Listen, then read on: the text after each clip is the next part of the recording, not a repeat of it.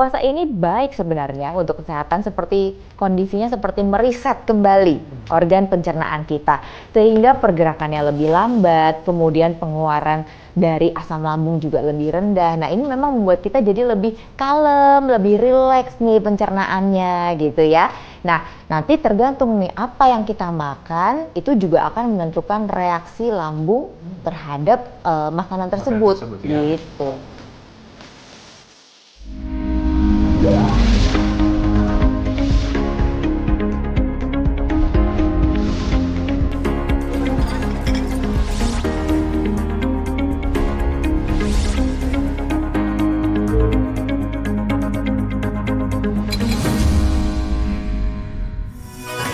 Salam sehat Indonesia, berjumpa lagi di program kesayangan kita yaitu Hidup Sehat bersama Dr. Ekles. Tak lupa kami mengucapkan selamat menunaikan ibadah puasa. Gimana? Puasa masih lancar nggak? Kali ini ikutin Dr. Ekles akan war takjil. Lihat nih, kayak orang di belakang nih. Banyak banget ya. Nah, penasaran kita akan lihat jenis takjil apa yang ada di dalam. Ikutin terus.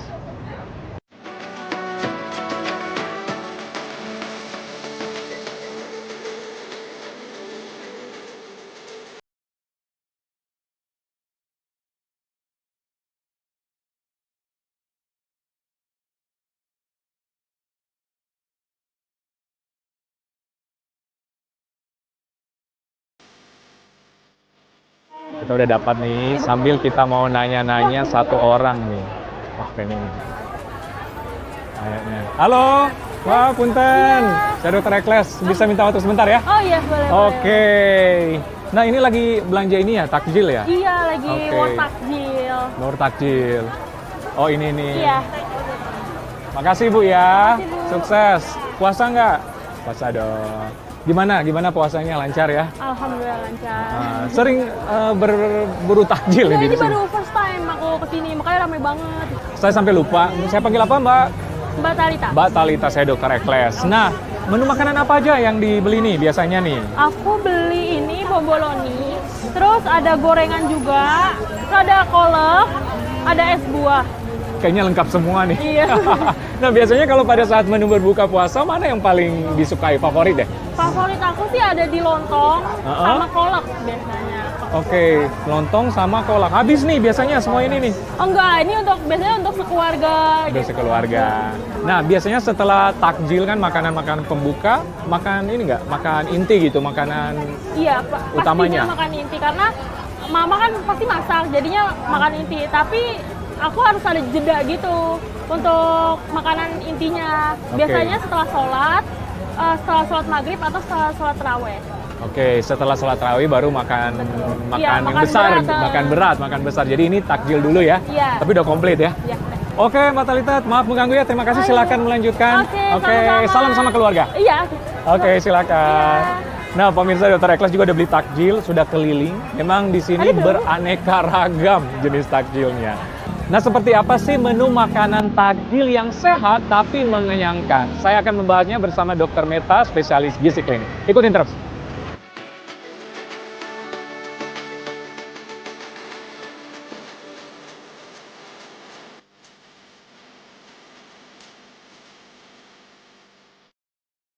Oke pemirsa, saya sudah bersama dengan Dr. Meta, spesialis gizi klinik. Apa kabar dok?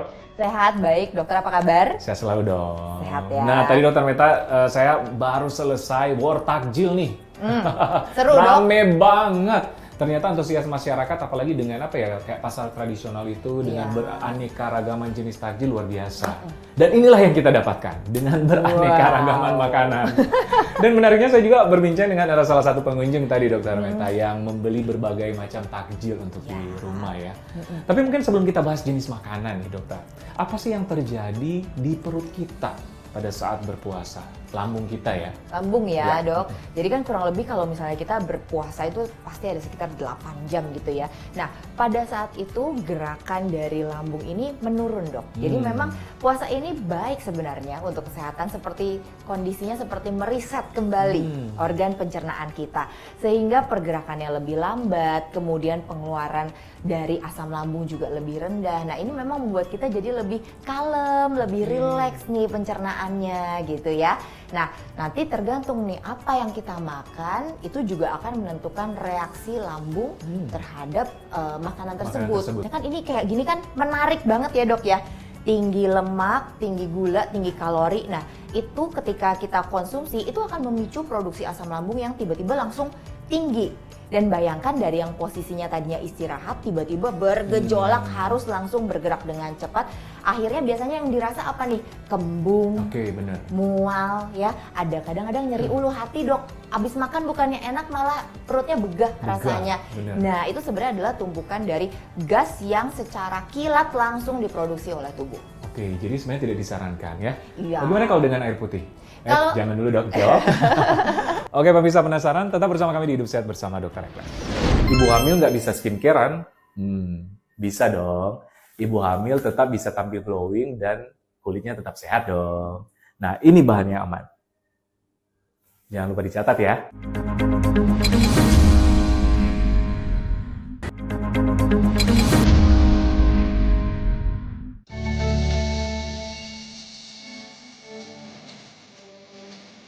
Oke pemirsa, kembali lagi di Hidup Sehat bersama Dr. Eklas. Masih bersama dengan Dr. Meta. Menyambung pertanyaan tadi dok. Kalau kita kan puasa, dokter bilang jangan langsung makan yang banyak nih. Banyak Kalau berlemak jangan. Bener, kalau misalnya langsung minum air putih, air hangat, itu gimana dok? Nah, kalau itu setuju dok, karena kan puasa itu kaitannya sama menjaga hidrasi ya. Oke. Jadi menjaga hidrasi itu cairan tubuhnya tetap harus cukup meskipun kita sedang berpuasa. Jadi langkah pertama adalah mengembalikan kondisi cairan tubuhnya harus cukup. Bagaimana dengan apa? Ya tentunya yang paling baik dengan air putih itu tadi. Nah, kadang-kadang ada teman-teman yang konsumsinya teh ya atau kopi malah kadang langsung atau minuman soda karena menarik ya warnanya terus segar gitu rasanya. Tapi sebenarnya tidak disarankan dok karena minuman-minuman tadi mengandung kafein yang mana penyerapannya bisa tinggi jadi langsung ya di lambung dan juga bisa memicu produksi asam lambung. Nah ini yang kemudian nanti malah menyebabkan rasa itu tadi dok begah, kembung, rasa tidak nyaman ya, rasa penuh di perut dan tidak nyaman. Nah itu yang sebaiknya dihindari. Apalagi kalau misalnya minuman soda dok, gasnya tinggi ya dok ya. Gas yang tinggi itu ditambah juga gulanya tinggi itu tidak kita sarankan sama sekali. Jadi walaupun cairan, tapi disarankan berarti air putih aja. Air putih aja, 1 gelas air putih dulu untuk berbuka, itu langkah pertamanya. Ya. Nah, tadi kan nggak boleh makan berat, termasuk juga minum-minuman perasa yang ada gas-gasnya apalagi ya. Air putih yang dianjurkan. Tapi kapan tepatnya untuk makan? Sebenarnya begini dok, begitu jamnya untuk berbuka gitu ya, kita boleh tetap ada makanan yang diasup, tapi kita batasi nih jenis makanannya seperti apa. Yang paling kuncinya sebenarnya adalah makanan yang ringan, kalorinya sekitar 100-200 kalori ya, nanti kita bilanglah contohnya apa gitu ya. Dan kuncinya adalah rendah indeks glikemik. Ini misalnya seperti apa? Seperti kurma dok. Nah jadi sebenarnya kurma ini kan dalam ajarannya pun dianjurkan ya untuk berbuka dengan kurma. Nah ini tuh sumber energi yang cepat sekali menggantikan gula yang sudah sepanjang hari hilang gitu ya. Jadi cepat kembali energinya tanpa meningkatkan gula darah secara ekstrim cepat. Nah itu yang kita harapkan gitu ya. Jadi mengembalikan kadar gula dan energi. Kemudian opsi berikutnya adalah buah potong dokter. Jadi buah potong ini contohnya misalnya seperti apel, pir, pisang, semangka. Ini kan yang kadar cairannya banyak, tapi juga bisa mengembalikan energi dengan kadar indeks glikemiknya yang rendah itu tadi gitu. Jadi dengan minum air putih, kemudian adanya konsumsi kurma, kemudian dengan buah potong, itu dulu. Nanti baru sekitar kurang lebih 1 jam. Teorinya seperti itu untuk persiapan lambung. Teman-teman bisa ibadah dulu, sholat dulu. Nah, sambil lambungnya persiapan untuk menerima porsi makanan dan jenis makanan yang lebih beragam. Setuju banget, jangan langsung kalap ya. Iya, bahaya. Seperti yang di depan kita nih dok, sudah beraneka ragam nih. Ini ada kue-kue manis-manisan, ada gorengan, ada bubur kampion. Ini apa ya ini ya? Arem buras gitu ya dok. Oke. Ini kayaknya yang pakai kuah kacang nih ya. Terus ada berbagai kue nih. Ini gimana dok? Pas buka puasa bisa langsung nyantap nggak kayak gini? Ini menarik banget ya dok. Warnanya, bentuknya, rasanya pun saya rasa juga pasti inilah yang menarik ya. Cuman memang Lebih baik sebenarnya makanan-makanan seperti ini bukan yang disantap pertama kali pada saat berbuka ya. Apalagi untuk teman-teman yang sangat concern dengan gula darahnya, tekanan darah, dan juga berat badannya.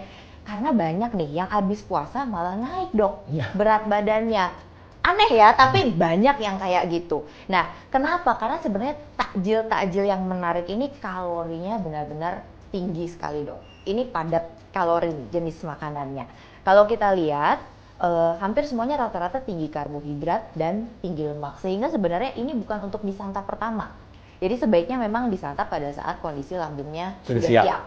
Gitu. Jadi minum air putih dulu, makan buah-buahan. Betul. Mungkin 1 jaman bisa yang ini ya. Betul. Ini juga menjawab mungkin yang kayak dokter bilang tadi.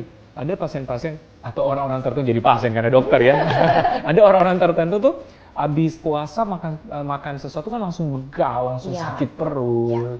Ya kan? Mungkin dokter bisa jelaskan apa sih yang terjadi? Jadi sebenarnya biasanya jumlahnya terlalu banyak. Langsung jadi memenuhi kapasitas volume lambung. Kemudian yang kedua jenisnya. Jadi langsung yang berlemak, yang asam, yang pedas, yang bergas.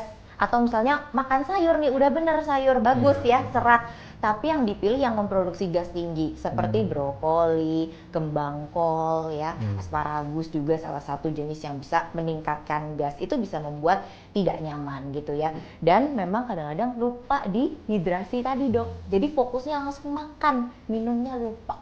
Nah, itu juga bisa mempengaruhi membuat rasa tidak nyaman. Tidak nyaman ya. Oke, nah kita kan kadang-kadang terap pada waktu buka puasa, ya kayak di depan kita ini nih gorengan-gorengan, makan makanan yang bersantan, itu gimana dok? Ada risiko penyakit terjadi kan di situ atau gimana? Oke, jadi makanan-makanan ini yang tadi ya, jadi kan tinggi lemak. Kalau tinggi lemak kaitannya pasti sama gambaran lemak darah kita nih dok. Resiko kolesterol. Teman-teman pasti sering cek kalau pemeriksaan kesehatan kadar lemak darahnya nih, kolesterol, LDL-nya apakah tinggi. Nah, ini bisa berkaitan juga dengan kebiasaan makan makanan yang tinggi lemak dan gorengan ya. Kemudian keduanya adalah tentang gula. Ini apalagi misalnya teman-teman yang diabetes ya dok ya. Teman-teman yang diabetes ini sebelum mulai berpuasa bahkan sebaiknya kontrol ke dokternya nih, boleh nggak puasa dan gaya puasanya harus seperti apa. Perlu cek gula darah kah setiap hari gitu ya. Dan yang memang bisa membantu adalah jenis makanan pada saat berbukanya. Nggak boleh makanan yang tinggi gula kemudian langsung bikin gula darahnya melonjak gitu. Itu nggak boleh. Jadi kayak gini nih, pai-pai ini yang olahan tepung, gula-gula sederhananya banyak. Kemudian yang warna-warni ini seru banget, tapi buat teman-teman yang diabetes sebaiknya dihindari ya. Kemudian ini juga gambaran gula sederhana karena ini olahan tepung ditambah gula gitu ya. Ini juga memang harus dihindari juga. Nah, satu lagi kalau untuk yang hipertensi mungkin ya dok. Jadi kalau yang hipertensi ini kan gorengan pasti di dalamnya biar gurih banyak garamnya, banyak bumbu penyedapnya.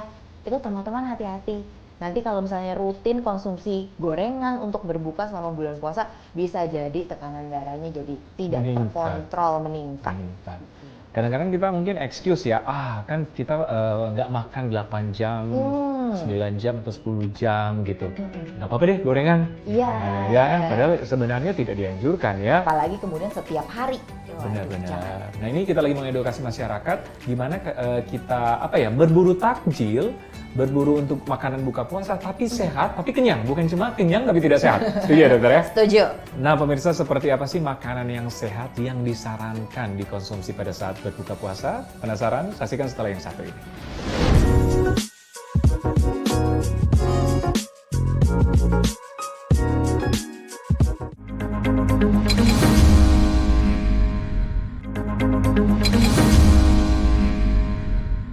Oke pemirsa, kembali lagi di Hidup Sehat bersama Dr. Ekles. Masih bersama dengan Dr. Meta nih. Nah masih membahas mengenai makanan sehat untuk berbuka atau takjil lah yang sehat, tapi tetap kenyang.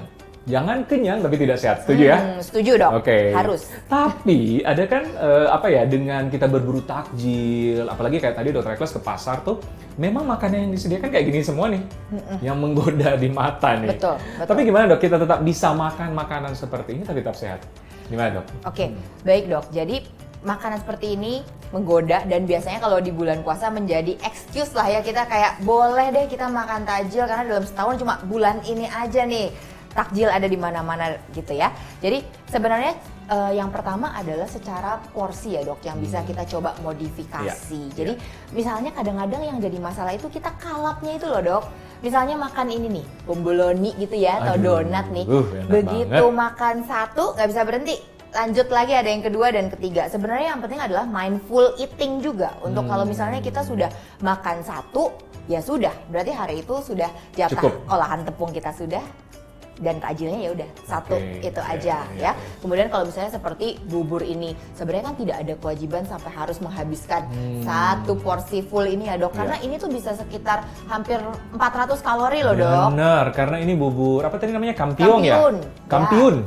Karena ada santan, beras lemak, ketan, betul, dan lain-lain nih kayaknya. Iya, dan lain-lain ini hampir rata-rata semuanya karbo dan karena olahan tepung jadinya gula sederhana dok.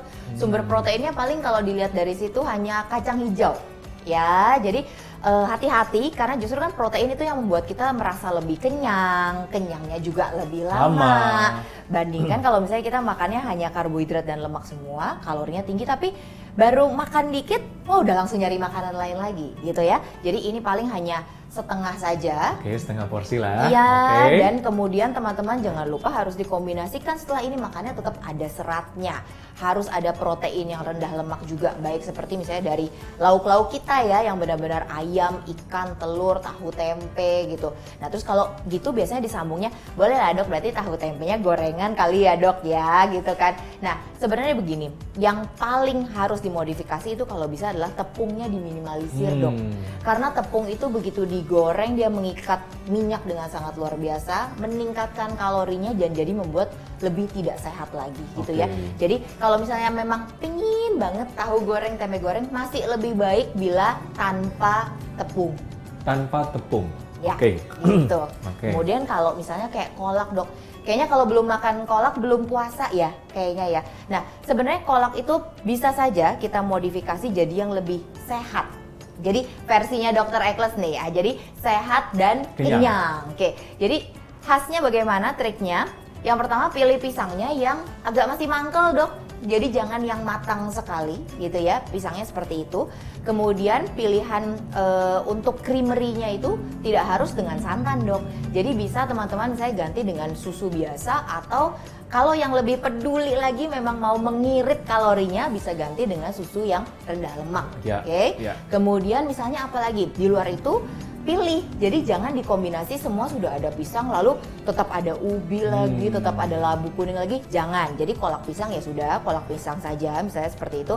Tambahin serat dari kolang kaling boleh, atau agar-agar yang bening ya, itu juga boleh. Dan gulanya kalau bisa dok, jangan gunakan gula-gula sederhana. Baik itu seperti gula pasir, gula merah, sirup, madu itu hindari.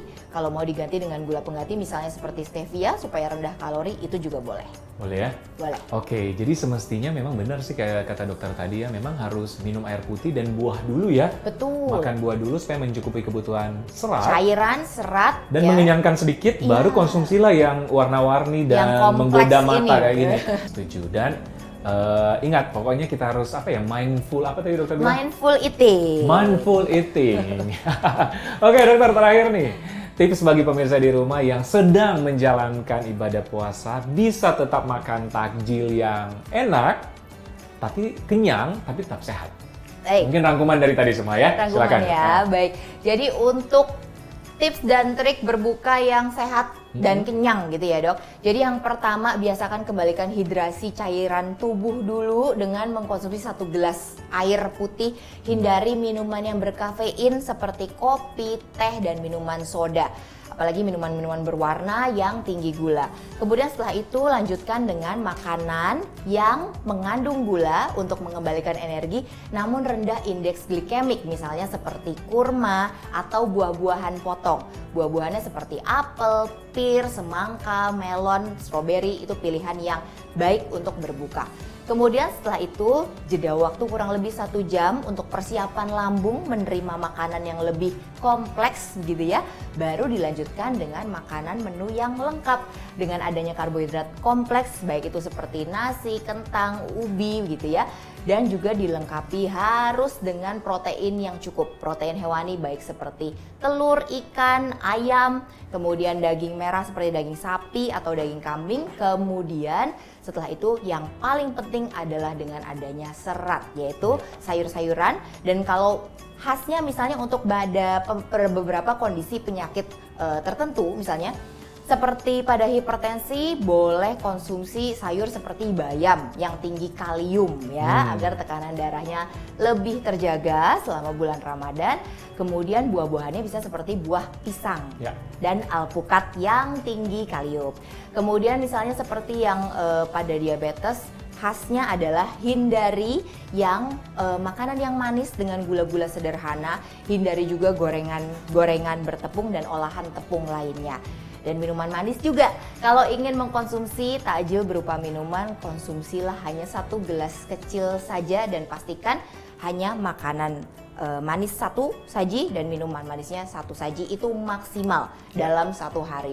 Dan untuk yang mengalami gangguan lambung, hindari makanan yang berbumbu terlalu kuat, asam, pedas, dan suhunya dalam kondisi panas. Panas ya. Oke, nah lengkaplah sudah tuh. Ini bisa menjadi tips bagi Anda yang tetap berpuasa, tetap bisa makan takjil, kenyang, tapi sehat. Oke pemirsa, tidak terasa setengah jam kita sudah bersama Anda. Semoga apa yang kami sajikan bermanfaat untuk Anda. Tetap saksikan Hidup Sehat bersama Dr. Eklas setiap Jumat jam 8.30 untuk mendapatkan informasi kesehatan yang bermanfaat dan tentu saja terpercaya untuk Anda. Tidak lupa kami mengucapkan selamat menunaikan ibadah puasa bagi pemirsa yang merayakannya. Tetap bersama kami di TV One. Kami sangat mengerti bahwa di antara Anda mempunyai problem ini, seperti kulit tidak kenyal, kulit tidak lembab, kulit tidak halus, bahkan sangat kusam. Jangan khawatir, Eklas Klinik sangat mengerti itu. Ini dia trendsetter perawatan kulit, yaitu Eklas Chewy Skin. 4 keuntungan dalam 1 kali treatment. Membuat wajah kamu kenyal, lembab, halus, dan instant glowing dalam sekali treatment.